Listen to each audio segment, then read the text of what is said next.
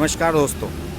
लगता है नरेंद्र मोदी को आईएएस अधिकारियों से, पूर्व ब्यूरोक्रेट से कुछ ज़्यादा ही लगाव है और उनका मानना है कि अगर प्रशासनिक स्तर पर बढ़िया कामकाज करना है तो इन लोगों की एक्सपीरियंस का फ़ायदा उठाया जाना चाहिए।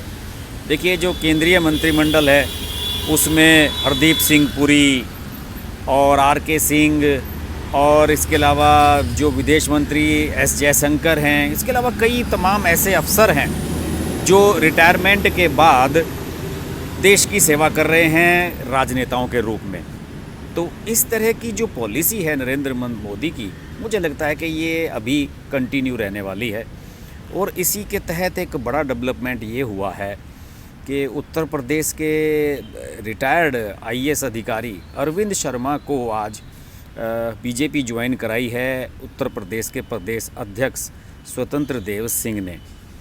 और लखनऊ में एक कार्यक्रम का आयोजन किया गया।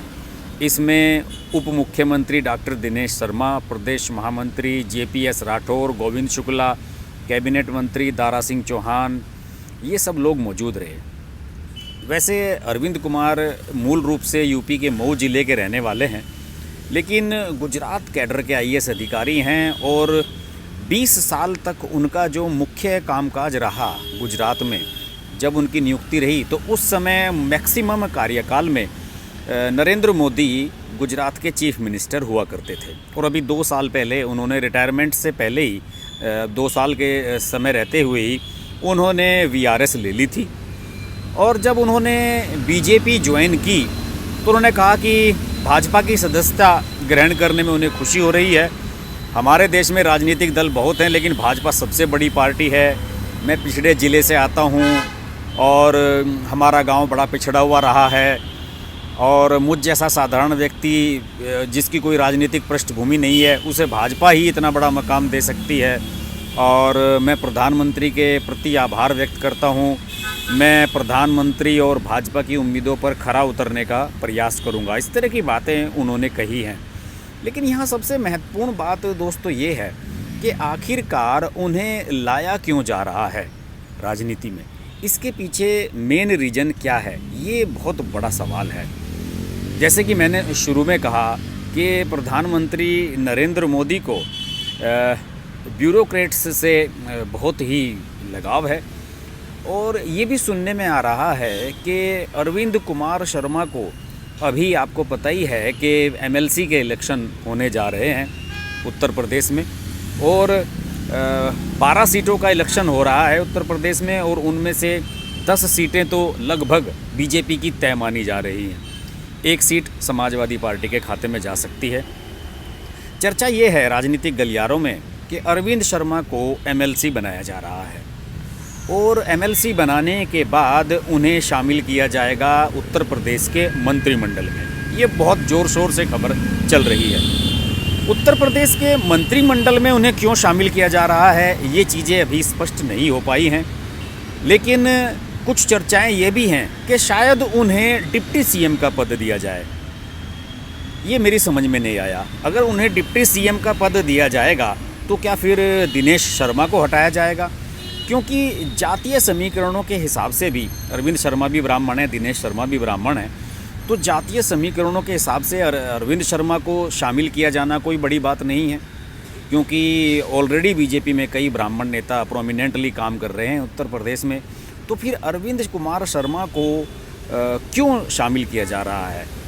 क्यों उन्हें रिटायरमेंट दिलवाया गया? 2022 में उनका रिटायरमेंट होना था, उन्होंने 2020 में ही रिटायरमेंट ले लिया। ऐसी बात आई कि उन्हें अचानक से स्वैच्छिक सेवानिवृत्ति लेनी पड़ी। और नरेंद्र मोदी का उनके प्रति लगाव ये समझ से बाहर है कि वो आखिर क्या चाहते हैं। बहरहाल उनके जो रिटायरमेंट की खबरें हैं वो ज़्यादा प्रोमिनेंटली नहीं छपी थी। ऐसा नहीं था कि जैसे गुप्तेश्वर पांडे वहाँ पर रिटायर हुए थे उनके डीजीपी बिहार के और खबरें उड़ गई थी कि साहब उन्हें डिप्टी सीएम बनाया जा सकता है। जेडीयू ज्वाइन कर ली थी और देखिए उन्हें चुनाव तक नहीं लड़ाया गया।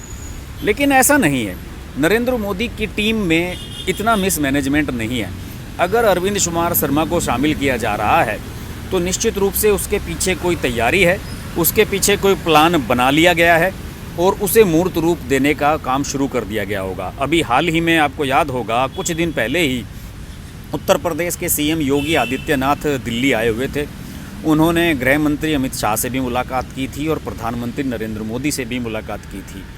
और ख़बरें ये हैं कि गृह मंत्री से मुलाकात में उन्होंने उत्तर प्रदेश के हालात को देखते हुए आने वाले विधानसभा चुनावों को देख के चर्चा की थी। और सुनने में आ रहा है कि अरविंद शर्मा का बीजेपी ज्वाइन करना और फिर अब उन्हें एमएलसी बनाया जाना, एमएलसी के लिए अभी 28 जनवरी को चुनाव होने जा रहा है उत्तर प्रदेश में, तो उन्हें एमएलसी बनाया जाना, ये तो इसलिए तो नहीं बनाया जा रहा होगा कि आपको बस एमएलसी बनाकर बैठा दिया जाएगा। ज़्यादातर जितने भी एमएलसी बनाए जाते हैं वो उन लोगों को बनाया जाता है जिन्हें आप डायरेक्ट चुनाव लड़कर जितवा कर सदन में नहीं भेजना चाहते हैं, और या फिर चुनाव लड़ाने का आपके पास समय नहीं है लेकिन आपको उनकी सेवाओं की आवश्यकता है।